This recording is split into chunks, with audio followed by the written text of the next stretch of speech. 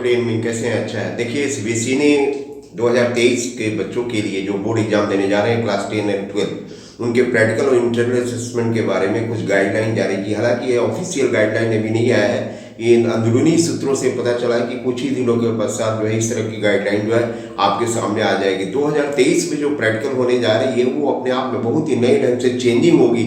और इस वीडियो पर बने रहिए, जो भी मैं इंपॉर्टेंट चीज बताने जा रहा हूँ बहुत ध्यान से सुनिएगा। देखिए, प्रैक्टिकल का डेट लाइन दिया गया है आपको 15 जनवरी 2023 टू 15 फरवरी 2023। इसी में 12 और 10 का प्रैक्टिकल और इंटरनल असेसमेंट दोनों करा लेना है। देखिए, इस बार जो सीबीएसई बताई है, सीबीएसई बहुत दिनों से जो है flying students, non attending students पर अंकुश लगाने जा रही थी।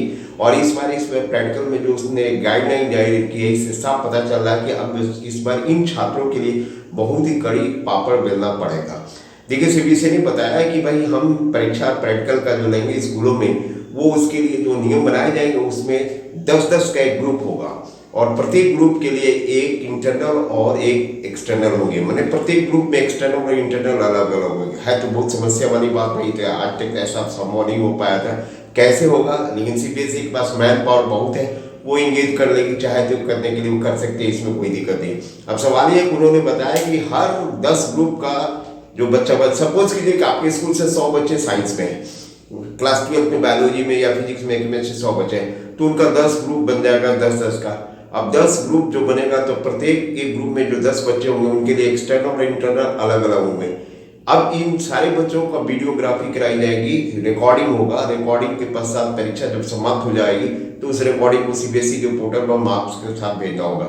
भाई, पहले तो एक ही एक्सटर्नल आता था जो पूरे स्कूल के एक सब्जेक्ट के प्रैक्टिकल को करा देता था। इस बार सीबीएसई ने जो इस खाका तैयार किया है, ये पता नहीं ये किस तरह से हो पाएगा कि नहीं। लेकिन मैं बार बार कह रहा हूँ, अगर सीबीएसई ने इसको धरातल पर ग्रास रूट लेवल पर उतार दिया तो उन लड़कों के लिए काफ़ी ज़्यादा डिफिकल्ट हुआ जिन्होंने आज तक स्कूल का मुंह तक नहीं देखा है और जैसे तैसे प्रैक्टिकल को मैनेज करके स्कूल से अपना सेटिंग गेटिंग करके अपना सब कुछ निकाल लेते थे।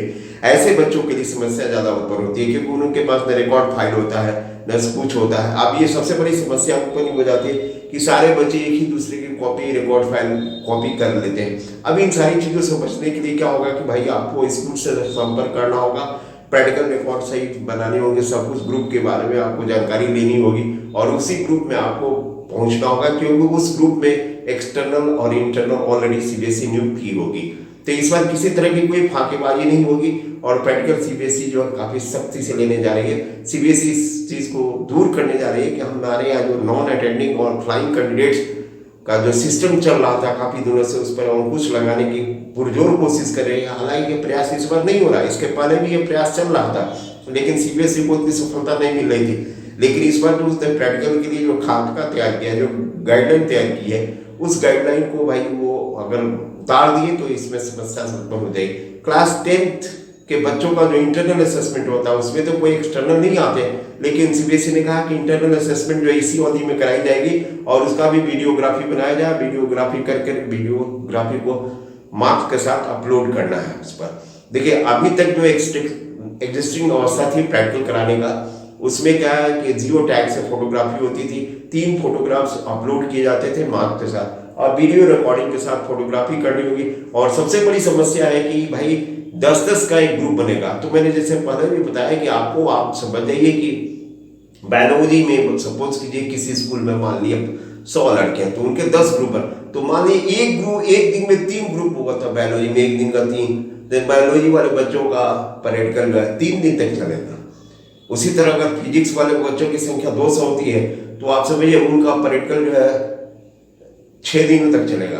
केमिस्ट्री वाले में अगर 300 लड़के हैं तो 9 दिनों तक चलेगा। कहने का मतलब ये हुआ कि 10-10 का ग्रुप बनाकर प्रैक्टिकल लेना अपने आप में बहुत ही टेढ़ी खीर होगा। ये स्कूल के लिए भी होगा। सीबीएसई के इतने मैन पावर कैसे इन्वॉल्व करेगी ये सोचने की बात है, लेकिन आपको उसके लिए बॉदर नहीं होना क्योंकि आपको तो परीक्षा देना है, बोर्ड के एग्जामिनेशन के तहत जो रूल एंड रेगुलेशन उसको फॉलो करना है। तो उम्मीद है मेरी बातों को आप समझ रहे हो। एक नटसेल में इस बार मैं बता दूं आपको कि सीबीएसई 2023 में जो क्लास 12 और 10 का जो प्रैक्टिकल और इंटरनल असेसमेंट कराने जा रही है, उसके लिए सीबीएसई ने डेट घोषित कर दिया कि ये 15 जनवरी से लेकर 15 फरवरी तक डेडलाइन है। इसी में सारे स्कूलों को प्रैक्टिकल करा लेना होगा।